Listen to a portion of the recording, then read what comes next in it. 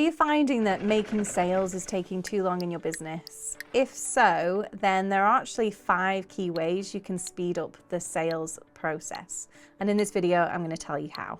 Now, for many of us, including ourselves, if you sell a service that's potentially thousands of pounds or a big investment, it's quite natural, normal for you to have a longer sales process. It's not something like someone sees an ad, they just pop in their details and they expect it 2 days later. There is, more consideration that needs to happen when you're investing thousands in something. So, longer sales cycles are normal, but there is a way to shorten them. And you can actually produce content to help you shorten your sales cycle so you make sales faster. And in this video, I'm just going to outline the 5 types of content you can create to shorten your sales cycle. Number 1, objection-led content. Objection-led content is essentially where you tackle someone's objections, but in content. So when you're on a sales call with someone, they naturally have objections. They might not voice those objections, especially if they're British and we're all polite and we just smile and nod. We don't voice any objections, but they might be thinking, why are you more expensive than someone else? Or why don't you do this? Why are you taking longer than someone else?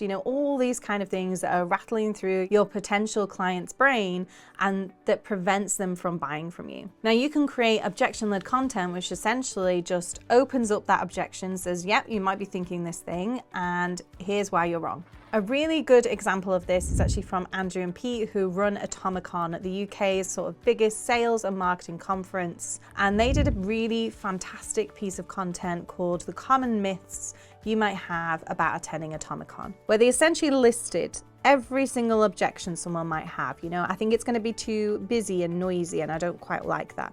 Okay, well, we've got dedicated areas that are quiet spaces where you can just sit and relax, and have that quiet time before you go to the rest of the conference. Great. Then the next thing, and the next thing, and the next thing. And they just listed off every single objection. And that's incredibly powerful, because not only does it show your audience that you understand their objections, you understand where they're coming from, what their problems might be. It also tells them that you've considered that and you've taken steps to help combat that. So it shows a real understanding and empathy for your potential customer when it comes to buying your products and services. As soon as they read that content or watch that content, they are much more likely to buy from you, therefore shortening the sales cycle. Number 2, repelling content, which sounds like very strange, because obviously to repel, how are you supposed to shorten the sales cycle when you're repelling people? Let me tell you. So repelling content is essentially content where you tell people who you're not the right fit for, who exactly you don't want to work with you. We have this very blatantly on our website. We actually have a blog post called 11 Reasons You Shouldn't Work With Us, where we kind of highlight the types of people that aren't the right fit for us. They're not necessarily bad people, just not the right fit. And in doing that, what we do is we prove to the people that are the right fit that we're not out there to work with anyone and everyone. We're not out there to make a quick buck out of anyone and everyone. We're, choosy in who we work with, but the people that we do work with, we want to work with, and we don't just want to work with anyone and everyone.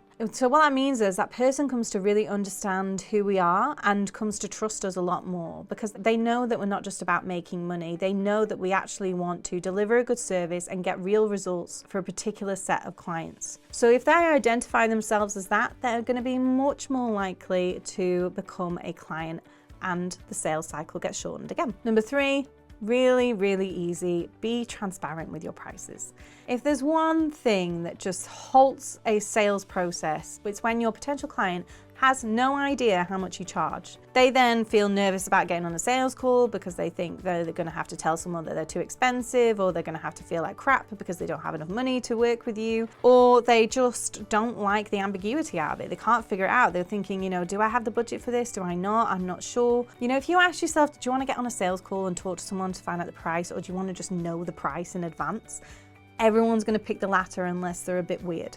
So make sure that you create content that really tells people how much you charge. And you don't have to tell people exactly how much you charge. You don't have to say to the penny, but you do have to give some sort of approximation, so someone's not shocked on a sales call, at your price. No one should be going on sales calls being utterly shocked at how much you charge. You should be giving them heads up in advance, so then they know if they have the budget to work with you. You shorten the sales cycle, because once they're sure that they do have the budget to work with you, they become a client or customer much, much faster. Number 4, use sales content. Now, this isn't really talked much about when it comes to content marketing, but we absolutely love sales content. And sales content is essentially content aimed at those people on the fence. So maybe they've joined your email list, they're following you on social media, they're thinking, oh, I'd love to work with that person one day, I'm thinking about it, I've got enough budget now, I think I'm there. They're constantly seeing you over and over again, and they're liking you more and more and more. And this kind of content just tips them over from the fence into being a client or customer. So this kind of content, for example, would be everything you need to know about my product or service. Really, really, really simple. Just create a blog post or a video that says, here's everything you need to know. Very unbiased, trustworthy, that just goes through, this is how much we charge. This is the process of working with us. This is what results you can expect. This is the kind of industries we work with. Whatever it might be, just give someone a real in-depth overview of everything they could possibly need to know. Like you would get on a sales call, you'll notice that this content is essentially stuff that you would cover on a sales call, human to human. What you're doing is you're doing it through content. So you're allowing people to essentially gain the same kind of content they get on a sales call, but doing it in their own time. So they can read it at home at 3 a.m. in their pajamas. They don't have to book in a time with you. So if you can create that kind of content that really talks about your products and services, really just gives people more and more details about it, then it will tip them over into sales. It will remind them, hey, this is exactly what I sell. Remember, you like me, you've been following me for ages, you've been wanting to work with me. Well, this is the service that I offer. This is how it works. And they will actually become clients. One of our most successful blog posts is just everything you need to know about our content writing service. We just emailed that out to our list. We got 3 clients from it.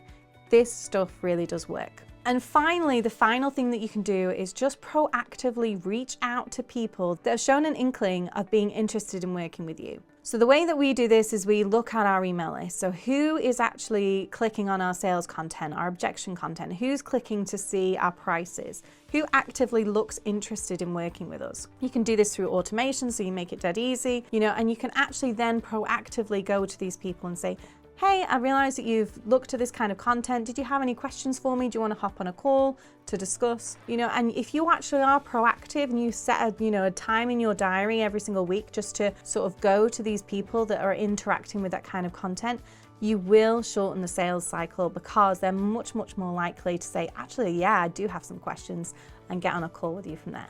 So there you have it. Those are 5 key ways you can shorten the sales cycle using content. I would absolutely love to know which one of these was your favorite, which one you're going to start with first. Just let me know in the comments below. So if you like this video, please don't forget to hit like and follow, and you'll get plenty of tips and advice from me all about content marketing.